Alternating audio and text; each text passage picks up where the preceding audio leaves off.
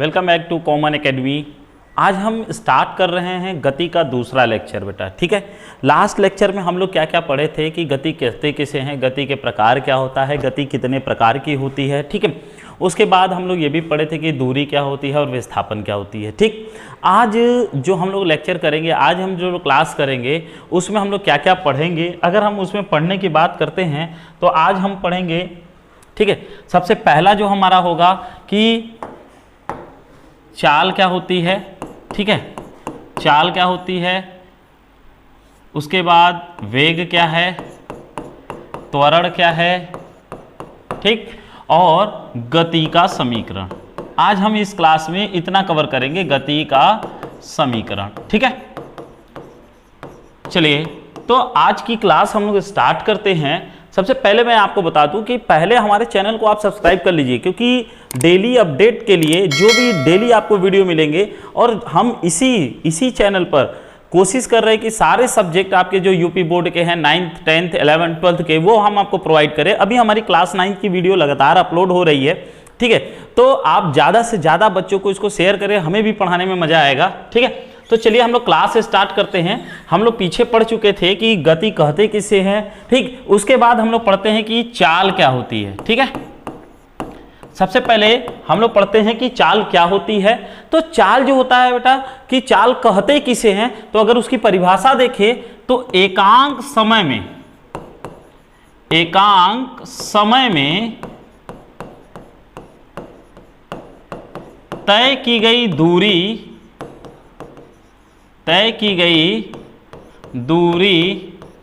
को चाल कहते हैं। तय की गई दूरी को चाल कहते हैं, ठीक है। समझ में आ रहा है। एकांक समय में तय की गई दूरी को क्या कहते हैं, चाल कहते हैं। या इसी परिभाषा को हम लोग दूसरे तरीके से भी लिख सकते हैं कि जो चाल होती है वो दूरी तथा समय के अनुपात को क्या कहते हैं, चाल कहते हैं। दूरी तथा समय के अनुपात को क्या कहते हैं, चाल कहते हैं। इसलिए हम लोग लिख सकते हैं चाल बराबर दूरी बटे समय, चाल बराबर दूरी बटे समय, ठीक है। जबकि हम जानते हैं कि दूरी का मात्रक होता है वो होता है मीटर, दूरी का मात्रक होता है मीटर, और समय का मात्रक होता है सेकेंड। तो जो चाल का मात्रक हो जाएगा वो क्या हो जाएगा, मीटर प्रति सेकेंड, ठीक है। चाल जब आप किसी को समझा रहे हैं कि चाल क्या है, तो जैसे एक कार है तो कितनी दूरी कितने एकांक समय में, मतलब अगर वो 20 किलोमीटर 2 घंटे में चल रही है तो 1 घंटे में कितने चलेगी, 10 किलोमीटर। तो एकांक समय में तय की गई दूरी को क्या कहते हैं हम लोग, चाल कहते हैं। अब यहां पर देखिएगा, जबकि चाल बराबर दूरी बटे समय, चाल बराबर दूरी बटे समय हमारा क्लियर हो गया। मात्रक जो इसका है वो क्या है, मीटर प्रति सेकेंड, ठीक है।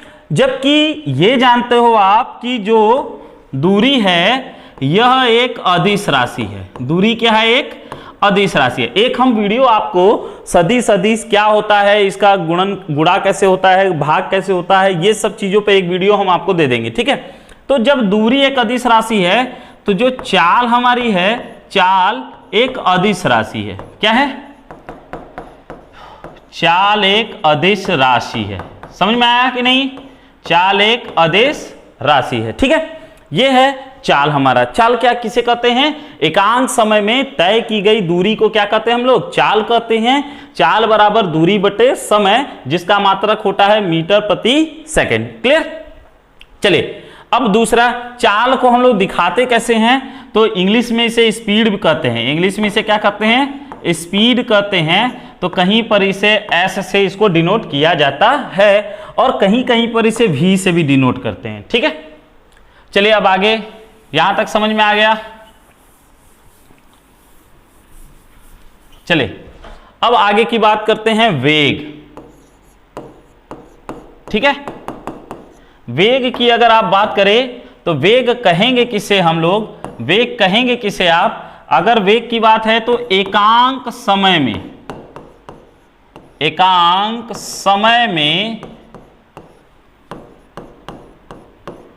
तय किए गए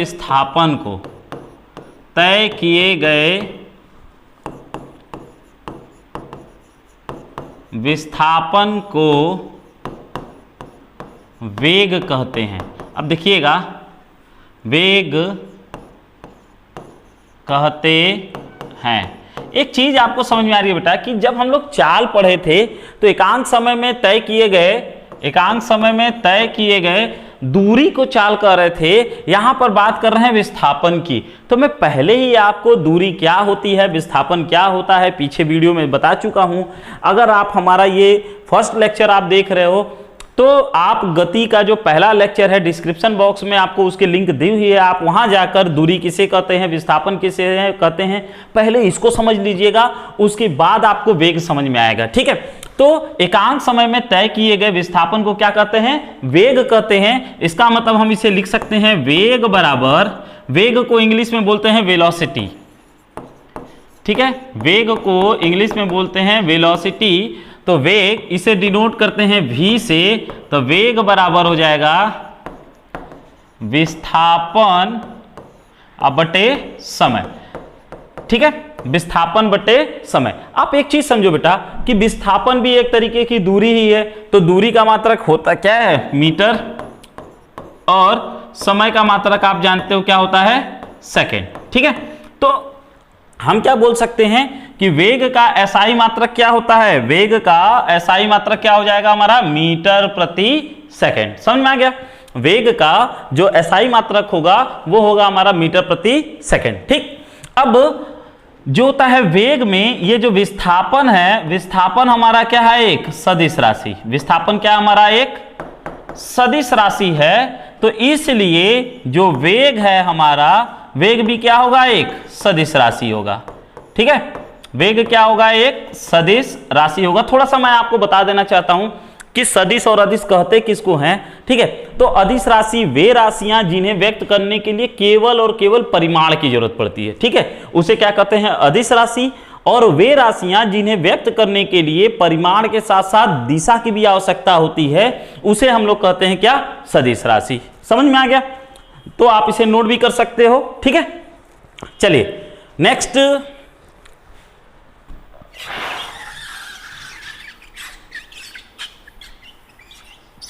जो हमारी नेक्स्ट टॉपिक है, नेक्स्ट टॉपिक आपका है त्वरण। ठीक है, अगली टॉपिक जो है हमारी त्वरण है। तो त्वरण को समझने के लिए सबसे पहले हमें करना क्या पड़ेगा बेटा कि दो चीजें हमें समझनी पड़ेगी त्वरण समझने के लिए। एक तो त्वरण समझने के लिए हमें दो चीजों का ध्यान रखना होगा। सबसे पहला जो बात है त्वरण का, वो हमारा क्या है कि जब कोई ऑब्जर्वर किसी चीज को ऑब्जर्व करता है, कोई ऑब्जेक्ट है, कोई कार है, कोई बस है, ठीक है, उसे क्या करता है, ये ऑब्जर्व करता है, यानी उसको क्या करता है, देखता है, उसको फ्रेम में लेता है कि यहां से वो शुरू हुए। तो दो तरीके की गति आती है। ठीक है, तो त्वरण समझने से पहले दो तीन चीजें और हम लोग समझ लेते हैं। पहले वो चीजें क्या हैं कि औसत चाल क्या होती है। ठीक है, त्वरण समझने के लिए हमें पहले इन चीजों को समझना पड़ेगा। औसत चाल क्या होती है। ठीक है, औसत चाल क्या होती है, तो जो औसत चाल होती है किसी कण द्वारा क्या होता है कि किसी कण द्वारा तय की गई कुल दूरी, तय की गई कुल दूरी तथा लगे कुल समय, लगे कुल समय के अनुपात को, समय के अनुपात को औसत चाल कहते हैं। औसत चाल कहते हैं। समझ में आ गया, ये तो हो गई परिभाषा। परिभाषा क्या है औसत चाल की, किसी कण द्वारा तय की गई कुल दूरी तथा लगे कुल समय के अनुपात को क्या कहते हैं, औसत चाल कहते हैं। अब इसको समझिएगा, जैसे एक कार है, पहले घंटे में 10 किलोमीटर चलती है, दूसरे घंटे में फिर 10 किलोमीटर चलती है, तो कुल दूरी कितनी हो गई उसकी, 10 और 10 20 किलोमीटर, और कुल समय कितना हो गया, 1 घंटा प्लस 1 घंटा 2 घंटा, है ना। तो कुल समय, कुल दूरी बटे में कुल समय, इसे क्या बोलेंगे हम लोग, औसत चाल। या जैसे हम बाइक चलाते हैं तो हम कहीं पर 60 किलोमीटर मान लो कोई दूरी है, जैसे हमारा पॉइंट ए है, ये हमारा पॉइंट ए और ये पॉइंट बी, इनके बीच में जो 60 किलोमीटर का पूरा दूरी है, ठीक है, 60 किलोमीटर का डिस्टेंस है। अब क्या कर रहा है, कोई कार है, ठीक है, कोई कार है, ये क्या कर रही है, यहां से चल रही है और यहां तक पहुंचती है, ठीक है, यहां तक पहुंचती है।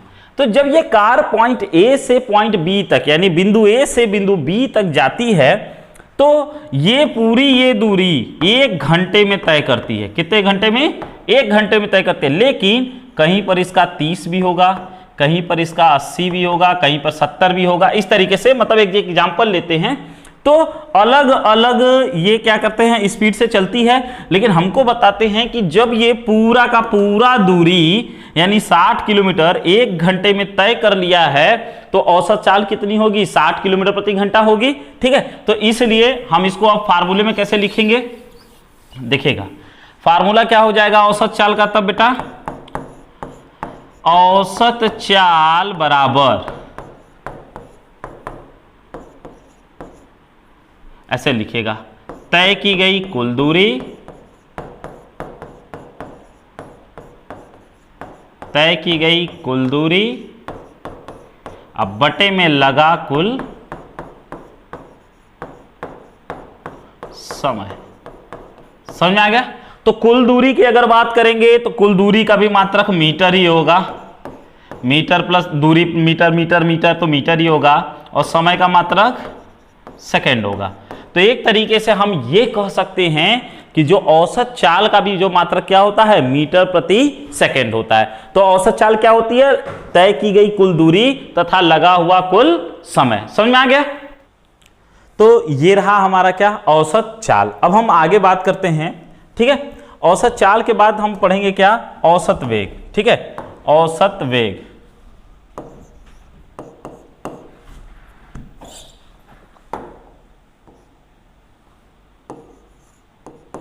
औसत वेग क्या होता है? औसत वेग सेम टू सेम बेटा, जैसे हम लोग अभी पढ़े थे कि जैसे हम लोग औसत चाल पढ़े थे वैसे ही औसत वेग पढ़ेंगे, ठीक है। औसत वेग होता क्या है, औसत वेग एकांक, ठीक है। औसत वेग की अगर बात करेंगे तो किसी कण द्वारा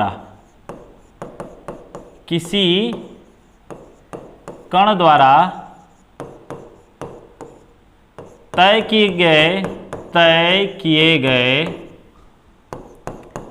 गए कुल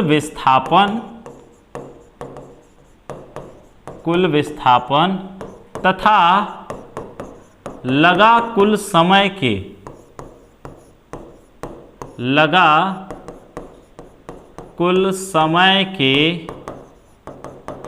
अनुपात को औसत वेग कहते हैं। क्या बोलते हैं, औसत वेग। यहां पर अंतर क्या है औसत वेग और औसत चाल में, तो बस इतना अंतर है कि यहां पर विस्थापन यूज हुआ था और वहां पर क्या यूज हुआ था, कुल दूरी हुआ था। औसत वेग कहते हैं, ठीक है। ये आपका हो जाएगा औसत वेग। समझ में आ गया? ठीक। अब इसका मतलब सेम जैसे हम लोग लिखे थे ऐसे ही हम लोग इसको भी लिख सकते हैं। औसत वेग होगा क्या, तो औसत वेग बराबर कुल विस्थापन, ठीक है, अब बटे में कुल समय, कुल विस्थापन बटे में कुल समय। तो इसका भी मात्रक क्या हो जाएगा, मीटर प्रति सेकेंड, ठीक है। ये है हमारा क्या, औसत वेग। औसत वेग क्या होगा, किसी कण द्वारा तय किया गया कुल विस्थापन तथा लगे कुल समय के अनुपात जो होता है ना, उसको हम क्या कहते हैं, औसत वेग कहते हैं। औसत वेग एक तरीके से यह एक सदिश राशि है। यह क्या हो जाएगा, औसत वेग भी क्या होगा, एक सदिश होगा। औसत वेग क्या होगा आपका, सदिश होगा। क्यों, क्योंकि यहाँ पे विस्थापन है और हम लोग पहले ही पढ़ चुके हैं कि विस्थापन क्या होता है, एक सदिश राशि है। तो औसत वेग भी हमारा क्या हो जाएगा, एक सदिश राशि हो जाएगा। यहां तक समझ में आ गया, ठीक है। अब जब हमें औसत वेग समझ में आ गया तो चलिए हम एक क्वेश्चन कर लेते हैं इस पे, औसत चाल और औसत वेग पर, ठीक है, तो हम 2 क्वेश्चन लिखेंगे और आप इसको अपनी कॉपी पे सॉल्व करना स्टार्ट करोगे। ठीक, सबसे पहले पहला क्वेश्चन क्या है, एक कार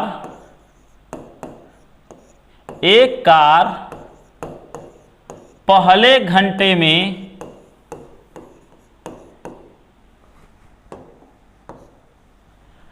घंटे में 30 किलोमीटर की दूरी तथा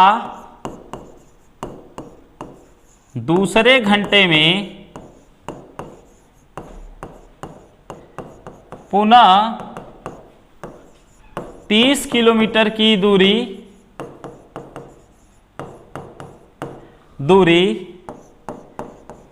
तय करती है।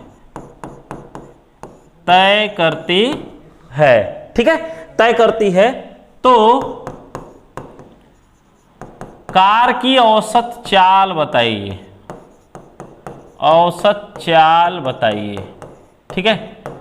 औसत चाल तो कैसे निकालोगे आप औसत चाल, तो पहले औसत चाल बराबर, अभी हम आपको बताए हैं, औसत चाल बराबर कुल दूरी बटे में कुल समय, कुल दूरी बटे में कुल समय। तो कुल दूरी कितनी हो जाएगी बेटा, यहां पे देखो आप, ये 30 किलोमीटर है, फिर से ये 30 किलोमीटर, तो कुल दूरी हो जाएगी 30 + 30। अब बटे में पहला घंटा यानी 1 घंटा और दूसरा घंटा मतलब फिर से 1 घंटा, तो 1 + 1 यानी 60 बटे में 2, ये कट जाएगा तो आ जाएगा 30 किलोमीटर प्रति घंटा। ये हो जाएगा आपका औसत चाल। समझ में आ गया?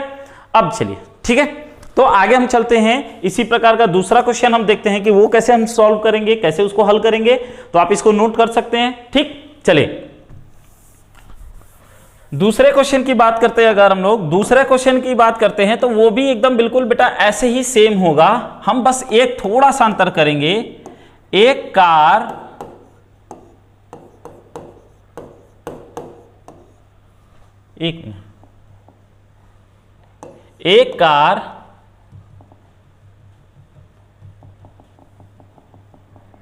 ठीक है, ये क्वेश्चन था हमारा।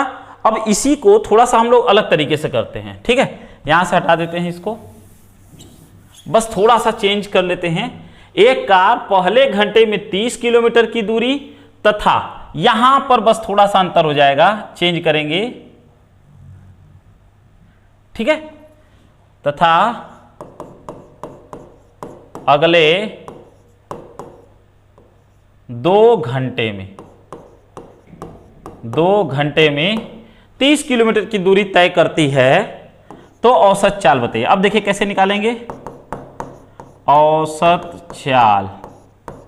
ठीक है, औसत चाल बराबर, बार बार फार्मूला लिख रहे हैं जिससे आपको याद हो जाए, कुल दूरी अब बटे में कुल समय।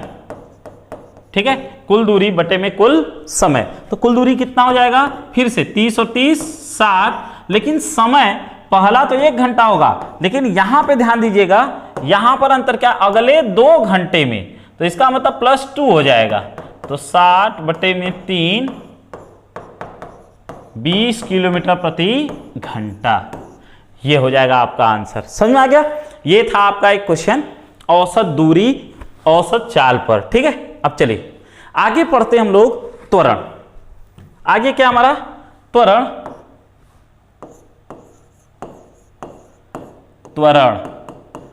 ठीक है। तो त्वरण को जानने से पहले 2 तरीके की औसत चाल हम लोग पढ़े हैं, किसी कार की, किसी कण की, किसी ऑब्जेक्ट की। अगर औसत चाल पढ़े हैं तो आपको एक चीज समझना होगा बेटा कि औसत चाल जो होता है, यानी उसमें केवल अगर कोई कार गति अवस्था में, गतिमान अवस्था में है, तो हम 2 तरीके की चाल निकाल सकते हैं। एक तो उसकी प्रारंभिक चाल क्या होती है, यानी प्रारंभिक गति क्या है, और दूसरी उसकी अंतिम गति क्या है। ठीक है, जैसे कि अगर हम गए किसी प्लेटफॉर्म पर गए, पहुंचे वहां पर, तो देख रहे हैं कि दूर से कोई ट्रेन आ रही है, दूर से कोई ट्रेन आ रही है, तो मान लो वो किसी न किसी गति से होगी। जैसे वो 60 किलोमीटर प्रति घंटा से आ रही है, तो आप जब से उसको देखना शुरू किए वही उसकी प्रारंभिक गति हो गई। ठीक है, तो क्या होता है, दो तरीके की यहां पर गति मिलेगी आपको। एक तो होगी प्रारंभिक गति, ठीक है, प्रारंभिक गति जिसे हम लोग u से दिखाएंगे। ठीक है, एक तो होगी आपकी प्रारंभिक गति जिसे हम लोग क्या करेंगे, u से दिखाएंगे, और दूसरी होती है आपकी अंतिम गति जिसे हम लोग v से दिखाएंगे। तो क्या होता है प्रारंभिक गति और अंतिम गति, पहले ये समझ लीजिए। ठीक है, प्रारंभिक गति क्या होती है कि जैसे ही आप प्लेटफॉर्म पर पहुंचे, आप देख रहे हो कि कोई गाड़ी आ रही है, कोई ट्रेन आ रही है 60 किलोमीटर प्रति घंटे से, तो जहां से देखना शुरू किए वो क्या हो गई, उसकी प्रारंभिक गति, और आई और वो रुक गई। तो रुक गई तो ये क्या हो गई, उसकी अंतिम गति। रुकने का मतलब अंतिम गति क्या हो गई, 0। लेकिन दूसरा यही कंडीशन, अलग अवस्था बदलता है कि आप प्लेटफॉर्म पे पहुंच रहे हो, देख रहे हो ट्रेन खड़ी है, लेकिन जैसे ही आप पहुंचते हो तो पहले आपने देखा तो क्या देखा कि ट्रेन खड़ी है, यानी प्रारंभिक गति क्या हो गई, 0। अब उसके बाद वो दूर तक किसी गति से चली जाती है, तो जहां तक जाती है वो क्या हो गई, उसकी अंतिम गति। समझिएगा, क्योंकि यही प्रारंभिक गति, अंतिम गति, पूरा जितना भी आपका न्यूमेरिकल होगा इससे रिलेटेड, जो आंकिक प्रश्न आप करोगे वो आंकिक प्रश्न पूरा इसी पर डिपेंडेंट है, पूरा इसी पर निर्भर करता है। अगर आपको प्रारंभिक गति और अंतिम गति नहीं समझ में आई तो फिर कोई मतलब नहीं हो जाएगा, फार्मूला आप याद करते रह जाओगे, उससे सवाल नहीं हल होगा। ठीक है, तो जहां से देखना शुरू करोगे, जहां से देखना शुरू करते हैं वो होती है प्रारंभिक गति, और जहां तक आप देखते हो वो होती है आपकी अंतिम गति। ठीक है, ये तो समझ में आ गया। अब चलिए हम लोग, ये समझना ही जरूरी था त्वरण के लिए। त्वरण कहते किसको हैं, तो देखिएगा त्वरण किसे कहते हैं। ठीक है, त्वरण कहेंगे किसे, ठीक है, वेग परिवर्तन की दर। पहला परिभाषा ये है, वेग परिवर्तन की दर को त्वरण कहते हैं, त्वरण कहते हैं। वेग परिवर्तन की दर, कैसे कैसे वेग परिवर्तन हो रहा है, मतलब किसी कार का जैसे वेग परिवर्तन हो रहा है तो वेग परिवर्तन की दर को त्वरण कहते हैं। दूसरा, इसी को हम लोग अथवा करके लिखे, ठीक है, वेग में परिवर्तन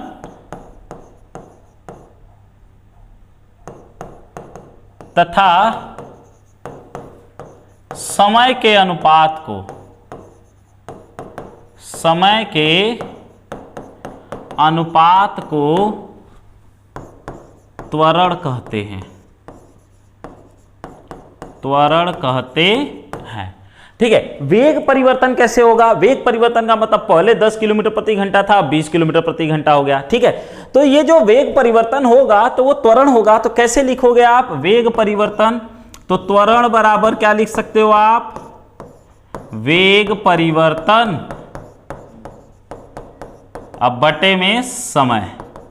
ठीक है, त्वरण को हम लोग दर्शाते हैं ए से, तो वेग परिवर्तन होगा, जो आपका वेग परिवर्तन होगा इसे आप लिखोगे अंतिम गति, अंतिम गति माइनस प्रारंभिक गति, अंतिम गति माइनस प्रारंभिक गति बटे में समय।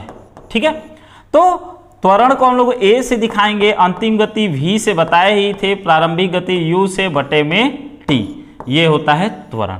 अब जब वेग परिवर्तन हो रहा है तो वेग ही ना मिलेगा हमें, तो वेग का मात्रक होता है मीटर प्रति सेकेंड, मीटर प्रति सेकेंड। ठीक, और समय पहले से ही है तो इसका भी मात्रक सेकेंड, तो क्या हो जाएगा हमारा मात्रक त्वरण का मीटर प्रति सेकेंड स्क्वायर। ठीक है, मीटर प्रति वर्ग स्क्वायर। ठीक है, जो हमारा मात्रक होगा मीटर प्रति सेकेंड स्क्वायर, ये होता है आपका त्वरण। समझ में आ गया, यहां तक समझ में आ गया आपको। ठीक है, चलिए, तो ये रहा हमारा त्वरण। त्वरण क्या हो गया, वेग परिवर्तन की दर को क्या कहते हैं, त्वरण कहते हैं। इसे स्मॉल a से डिनोट करते हैं, v minus you upon T. ये तो हो गया अब हमारा त्वरण। अब आगे हम चलते हैं, पढ़ते हैं। नेक्स्ट हमारा जो अगला टॉपिक होगा वो क्या हो जाएगा बेटा, गति का समीकरण। क्या होता है, गति का समीकरण, गति का समीकरण। ठीक है, तो आज हम यहाँ पर गति के समीकरण को पढ़ेंगे भी, क्या कौन कौन से गति के समीकरण हैं, और साथ ही साथ हम उसका डेरिवेशन भी करेंगे कि ये गति के समीकरण आए कहाँ से। ठीक है, तो सबसे पहला जो गति का समीकरण है वो है v बराबर u प्लस ए टी। ठीक है, दूसरा जो है वो है s बराबर u t plus half a t square, और जो तीसरा है वो है v square equal to u square plus 2as। ये हमारे तीन गति के समीकरण हैं, जहां v क्या है, अंतिम गति, v क्या है हमारा अंतिम गति, u क्या है प्रारंभिक गति। ठीक है, u क्या है प्रारंभिक गति, जो हमारा a है वो है त्वरण। ठीक है, a जो है वो क्या है त्वरण, और जो हमारा s है वो क्या है तय की गई दूरी, और t जो है वो हमारा क्या है समय है। ठीक है, एक चीज और ध्यान रखिएगा, जो हम लोग अभी त्वरण पढ़े थे तो ये जब कभी कभी ऐसा भी होगा कि इस त्वरण का जो मान है वो क्या आ जाए ऋणात्मक आ जाए, वो मान क्या आ जाए ऋणात्मक आ जाए।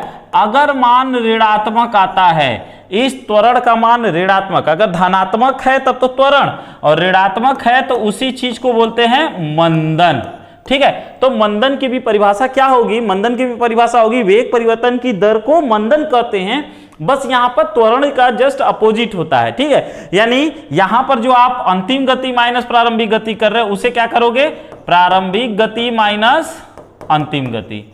ठीक है, इस तरीके से, तो यानी एक तरीके कह सकते हैं कि अगर त्वरण ऋणात्मक आता है तो उस त्वरण को क्या कहते हैं मंदन कहते हैं। ठीक, अब जब मंदन के केस में होगा तो यही मंदन के केस में ये सारे समीकरण हो जाएंगे v बराबर, जहां जहां धन का है, जहां जहां प्लस है वहां वहां माइनस हो जाएगा। ठीक है, तो यही हो जाएगा आपका v equal to u minus a t, s equal to u t minus half a t square, और v square equal to u square minus 2as। ठीक है, समझ में आ गया ये, अब तो क्लियर हो जाएगा कि जब धनात्मक होगा, जब त्वरण क्या हो धनात्मक, ठीक है, तो ये हो जाएगा गति का समीकरण, और जब वही त्वरण ऋणात्मक होगा यानी मंदन होगा ऋणात्मक होगा, ठीक है, तो आपका क्या हो जाएगा ये हो जाएगा गति का समीकरण। ठीक है, चलिए अब देखते हैं कि ये गति का समीकरण आया कैसे। ठीक है, तो हम इसको बोलेंगे कि जो इसकी हल करेंगे हम लोग, इसका प्रूफ करेंगे, यानी इसको हम लोग एक तरीके से इसको कर सकते हैं कि डेराइव करेंगे। ठीक है, तो कैसे गति का समीकरण आया, तो पहला जो समीकरण है हमारा v बराबर u प्लस ए टी। ठीक है, तो इसको सॉल्व करने के लिए सबसे पहले हम लिखेंगे हम जानते हैं, ठीक है, कि ठीक है हम जानते हैं कि a बराबर v माइनस यू बटे में t, कहां से त्वरण की परिभाषा से, कहां से त्वरण की परिभाषा से। ठीक है, त्वरण की परिभाषा से। ठीक, तो अब हम इसका करेंगे तिर्यक गुणा, इसका इधर गुणा कर दिए तो क्या मिलेगा हमको A T, v minus you को इधर ले जाएंगे तो बचेगा क्या हमारा v u plus a T. ये हो गया हमारा गति का प्रथम समीकरण। तीन समीकरण मिले थे, ये हमारे गति का प्रथम समीकरण। समझ में आ गया बच्चा? ठीक है, अब चलिए दूसरे की बात करते हैं। ये तो समझ में आ गया ना आपको कैसे निकाले, त्वरण की परिभाषा से तिर्यक गुणा इसका कर दिए तो ये हो गया A T v minus you को इधर ला दिए तो इधर ऋणात्मक था, इधर आया तो धनात्मक हो गया u प्लस ए टी। ठीक है, दूसरा, ठीक है, जो गति का दूसरा समीकरण है वो क्या है, s बराबर u t plus half a t square. ठीक है, you t plus half a t square. तो आप जानते हो क्या कि जो औसत चाल होती है, औसत चाल बराबर होता है दूरी बटे में समय, कुल दूरी बटे में कुल समय, है ना। तो औसत चाल को हम लोग यहां से अगर दूरी की बात करें तो दूरी बराबर हो जाएगा औसत चाल गुणे समय। ठीक है, औसत चाल गुणे समय। तो औसत चाल क्या हो जाएगा, v प्लस यू बटे में 2। औसत चाल यही तो होगा। ठीक, v प्लस यू बटे में 2 और गुणे समय क्या हमारा t से गुणा हो गया है। ठीक, ये हो जाएगा। दूरी को हम लोग s से दिखा दें। अब क्या रखेंगे, u का यानी प्रारंभिक गति u का मान, सॉरी v का क्या हो जाएगा, अंतिम गति v का मान प्रथम समीकरण से, गति के प्रथम समीकरण से रखने पर। ठीक है, तो जब हम प्रथम समीकरण से रखेंगे तो गति का प्रथम समीकरण क्या था, v बराबर u प्लस ए टी। ठीक है, तो यहां रख देंगे जब, तो v की जगह रखेंगे तो u प्लस ए टी और प्लस u डिवाइडेड बाई 2 और मल्टीप्लाई बाई t, गुणा हो गया है t से। ठीक है, अब देखिए s बराबर u और u को अगर जोड़ देंगे तो क्या हो जाएगा 2u और ये क्या जुड़ जाएगा ए टी बटे में 2 और गुणे t। 2u अगर भाग दे दे इसमें तो ये यहाँ पे बचेगा u और यहाँ पे बचेगा ए टी बटे में 2। ठीक है,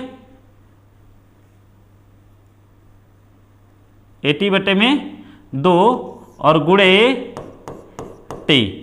अब t का अंदर गुणा करेंगे तो क्या बचेगा यू टी धन ए टी स्क्वायर बटे 2। ये था हमारा गति का दूसरा समीकरण। समझ में आ गया?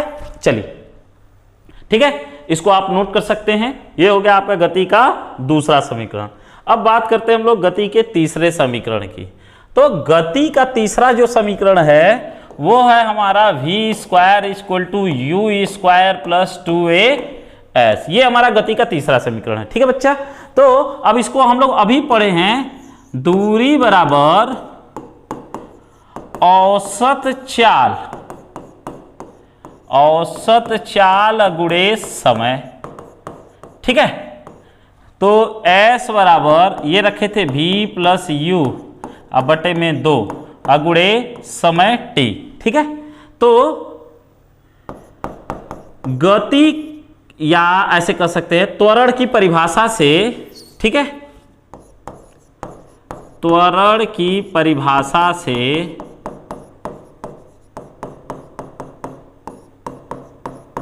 t का मान रखने पर तो त्वरण की परिभाषा क्या है बच्चा, a बराबर v माइनस यू बटे में t।